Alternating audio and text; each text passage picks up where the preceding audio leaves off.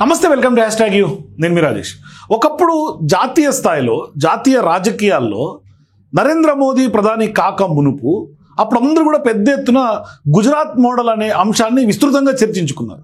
మరోవైపు నరేంద్ర మోదీ ఎమర్జ్ అయినటువంటి విధానం చూసినా ఆయన గతంలో సీఎంగా గుజరాత్లో ఉన్న సందర్భంగా ఏం చేశాడు, సో గుజరాత్ని అంత తారాస్థాయిలో ఓవైపు అభివృద్ధిలో కానీ, మరోవైపు పరిశ్రమ కల్పనలో కానీ, ఉద్యోగ కల్పనలో కానీ, మరోవైపు సంక్షేమాల్లో కానీ, అంటే గోద్రా అల్లర్లను అంశాన్ని పక్కన పెడితే తర్వాత గుజరాత్ని ఏ విధంగా ఆయన ముందుకు తీసుకెళ్లాడు అనే అంశం మీద ఒక పెద్ద ఎత్తున చర్చ జరిగి ఈయనే కరెక్ట్గా మన దేశానికి ప్రధాని అయితే మాత్రమే దేశం ఎక్కడో ఉంటుంది, అప్పుడు గుజరాత్ మోడల్ పెద్ద ఎత్తున పోర్ట్రే అయింది.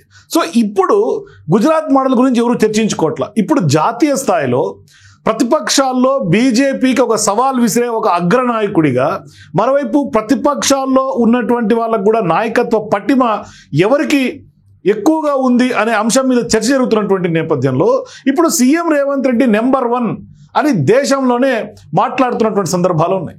మరోవైపు తెలంగాణ మోడల్ గురించి కూడా ఇప్పుడు రైజింగ్ తెలంగాణగా ఏ విధంగా అయితే ఇవాళ మనం ఒక్కొక్క అడుగు ముందుకేస్తున్నామో, ఇప్పుడు రైజింగ్ తెలంగాణ గురించి అందరూ చర్చించుకుంటున్నారు, తెలంగాణ మోడల్ గురించి చర్చించుకుంటున్నారు. మరోవైపు కాంగ్రెస్ పార్టీ కూడా సీఎం రేవంత్ రెడ్డికి రాహుల్ గాంధీ అయినా, లేదంటే కనుక ప్రియాంక గాంధీ కానీ, లేదంటే మల్లికార్జున్ ఖర్గే గారు కానీ, వీళ్ళందరూ కూడా రేవంత్ రెడ్డికి కొంత ఫ్రీ హ్యాండ్ ఇవ్వటం, మరోవైపు తెలంగాణలో అనుకున్నది అనుకున్నట్టుగా ఒకవైపు అభివృద్ధి, మరోవైపు సంక్షేమం, రెండు పెద్ద ఎత్తున రెండు పడవల్లాగా ఇవాళ ఆ రెండుంటి సమానంగా సమాంతరంగా సీఎం రేవంత్ రెడ్డి తీసుకెళ్తున్నటువంటి నేపథ్యంలో ప్రజల్లోకి కాంగ్రెస్ పార్టీని విస్తృతంగా కొంత మమేకం చేస్తున్నటువంటి సందర్భంగా ఇప్పుడు దేశం రేవంత్ రెడ్డి గురించి మాట్లాడుకుంటోంది, మరోవైపు దేశం తెలంగాణ మోడల్ గురించి మాట్లాడుకుంటోంది. నేను ఎందుకు ఇప్పుడు దేశం మాట్లాడుకుంటోంది అని అంటున్నాను అంటే, జాతీయ స్థాయిలో ప్రముఖ విశ్లేషకులుగా ఉన్నటువంటి, ప్రముఖ ఆర్థికవేత్త, ప్రముఖ రాజకీయ అనలిస్ట్గా ఉన్నటువంటి రుచిర్ శర్మ ఇప్పుడు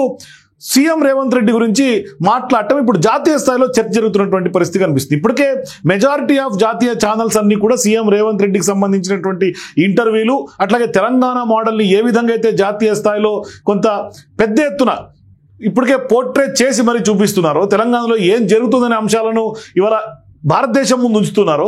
ఇప్పుడు గుజరాత్ మోడల్కి పోటీగా తెలంగాణ మోడల్ అనేది పెద్ద ఎత్తున ఎమర్జ్ అయ్యి తెలంగాణ మోడల్ గురించి అందరూ మాట్లాడుకుంటున్నటువంటి నేపథ్యం. సో ఇప్పుడు ఈ 20 నెలల కాలంలో, ఈ 20 నెలల వ్యవధిలో సీఎం రేవంత్ రెడ్డి నిజంగానే ఒకప్పటి తెలంగాణకి ఇప్పటి తెలంగాణ మోడల్ని పూర్తి స్థాయిలో అకుంఠిత దీక్షతోటి ఆయన పెద్ద ఎత్తున నిర్మిస్తున్నటువంటి నేపథ్యం. అంటే ఒకప్పుడు ఆర్థికంగా పెద్ద ఎత్తున కొంత లాభాల్లో ఉన్నటువంటి తెలంగాణ రాష్ట్రాన్ని అప్పుల రాష్ట్రం అయినప్పటికీ, ఎన్నో ఒడిదుడుకులు ఉన్నప్పటికీ ఆర్థికంగా అన్నిటినీ కొంత సమన్వయం చేసుకుని, ఆర్థికంగా అన్నిటినీ అధిగమించి ఇవాళ రెండు అంశాల్లో, ఒకటి అభివృద్ధి, రెండో వైపు సంక్షేమం, రెండు కూడా ప్రజలకి చేరువయ్యేలాగా అందుబాటులో తీసుకొని తెలంగాణ మోడల్ని ఇవాళ పూర్తిగా నిర్మిస్తున్నటువంటి నేపథ్యం. అయితే ఇక్కడ రుచిర్ శర్మ గారు తాజాగా ఒక పోడ్కాస్ట్కి ఇచ్చినటువంటి ఇంటర్వ్యూలో ప్రతిపక్షాల్లో ఉన్నటువంటి నాయకుల్లో మోదీకి, బీజేపీకి ధీటుగా ఉన్నటువంటి వాళ్ళు ఎవరు అని ప్రశ్నిస్తే ఆయన సీఎం రేవంత్ రెడ్డిని అభివర్ణించినటువంటి నేపథ్యంలో ఇప్పుడు పెద్ద ఎత్తున ఆయన మాట్లాడినటువంటి బయట సోషల్ మీడియాలో బాగా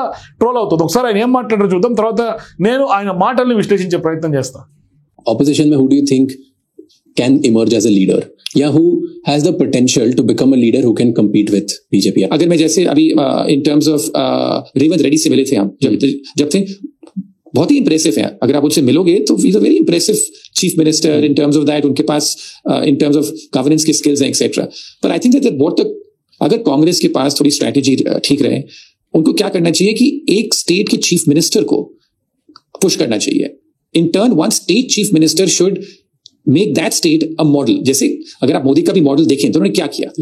సో ఇప్పుడు బీజేపీ ఏ విధంగా అయితే గుజరాత్ మోడల్ని అప్పట్లో సీఎంగా ఉన్నటువంటి నరేంద్ర మోదీని ప్రొజెక్ట్ చేసిందో, ఇప్పుడు కాంగ్రెస్ పార్టీ కూడా తెలంగాణ మోడల్ని, తెలంగాణలో బెస్ట్ సీఎంగా రేవంత్ రెడ్డిని అభివర్ణిస్తున్నటువంటి రుచిర్ శర్మ గారు చెప్పినట్టుగా ఖచ్చితంగా సీఎం రేవంత్ రెడ్డి గురించి జాతీయ స్థాయిలో అందరూ చర్చించుకుంటున్నటువంటి నేపథ్యంలో కాంగ్రెస్ పార్టీ ఈ విధంగా సీఎం రేవంత్ రెడ్డిని, ఆయన నిర్మించినటువంటి బెస్ట్ తెలంగాణను కూడా, బెస్ట్ సీఎంగా సీఎం రేవంత్ రెడ్డిని బెస్ట్ రాష్ట్రంగా నెంబర్ 1 మోడల్గా తెలంగాణ మోడల్ని ప్రొజెక్ట్ చేయాలి అనేది ఆయన చేస్తున్నటువంటి సూచన. అంటే రేవంత్ రెడ్డి గారికి నిజంగానే నాయకత్వ లక్షణాలు ఉన్నాయి. మరోవైపు బీజేపీకి పూర్తిగా సవాల్ విసిరేంత ఖచ్చితమైనటువంటి బెస్ట్ సీఎంగా ఇవాళ భారత్ ముందు సీఎం రేవంత్ రెడ్డి ఉన్నాడు. అది ఏ విధంగా బీసీలకు సంబంధించిన 42% రిజర్వేషన్లు దేశంలోనే మొట్టమొదటిగా తీసుకొచ్చినటువంటి గొప్ప కార్యక్రమానికి శ్రీకారం చుట్టమైన, లేదు అంటే అభివృద్ధి సంక్షేమంలో రెండు సమన్యాయం చేస్తూ తెలంగాణ మోడల్ నిర్మించే విషయంలోనైనా, లేదు అంటే ప్రజాస్వామ్య శక్తులని ఏకం చేసినటువంటి గొప్ప నాయకుడిగా కూడా మనం రేవంత్ రెడ్డిని చెప్పుకోవచ్చు. అంటే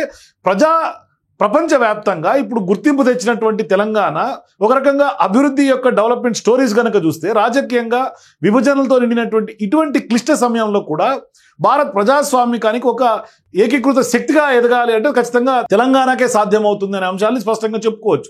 సో ఇప్పుడు దేశాన్ని మొత్తానికి కూడా ఒక ఎజెండా సెట్ చేసినటువంటి ధైర్యమైనటువంటి ఒక నాయకుడు అని చెప్పారు. ఎందుకంటే గతంలో పార్లమెంట్ ఎన్నికలప్పుడు రిజర్వేషన్ అంశం తీసుకున్నా, లేకుంటే ఎస్సీ ఎస్టీ వర్గీకరణ తీసుకున్నా, లేదంటే 42% రిజర్వేషన్లకు సంబంధించినటువంటి అంశం తీసుకున్నా, బీజేపీని వాళ్ళ ఇరుకాటంలో నెడుతున్నటువంటి నేపథ్యంలో అంటే స్పష్టంగా బీజేపీకి జాతీయ స్థాయిలో ఒక రకమైనటువంటి సవాల్ విసురుతున్నటువంటి గొప్ప నాయకుడుగా మనం సీఎం రేవంత్ రెడ్డిని అభివర్ణించవచ్చు. అంటే ఇక్కడ మరొక అంశం ఉంది. అంటే ఇప్పుడు మోదీ మోదీ మోదీ అని జపం చేస్తున్నటువంటి తరుణంలో మోదీ కా గ్యారంటీ అని ఏదైతే పార్లమెంట్ ఎన్నికలకి ఇవాళ face of the elections Modi ఫేస్తో బీజేపీ వెళ్ళిందో ఆ దిశగానే ఇప్పుడు రాహుల్ గాంధీతో పాటుగా సీఎం రేవంత్ రెడ్డిని కాంగ్రెస్ పార్టీ ప్రొజెక్ట్ చేయాల్సినటువంటి అవసరం ఉంది అనేది రుచిర్ శర్మ గారి యొక్క అభిప్రాయం. అయితే ఇక్కడ ప్రధానంగా సీఎం రేవంత్ రెడ్డి గురించి మాట్లాడుకుంటే ఎంత చెప్పుకున్నా తక్కువ ఆయన గురించి. కానీ మాటలోనే కాదు, ఒక రకంగా చరిత్ర సృష్టించాలంటే కూడా సీఎం రేవంత్ తోటే సాధ్యం. ఎందుకంటే ఆయన నాయకత్వ పటిమ నిరూపించినాడు తెలంగాణలో.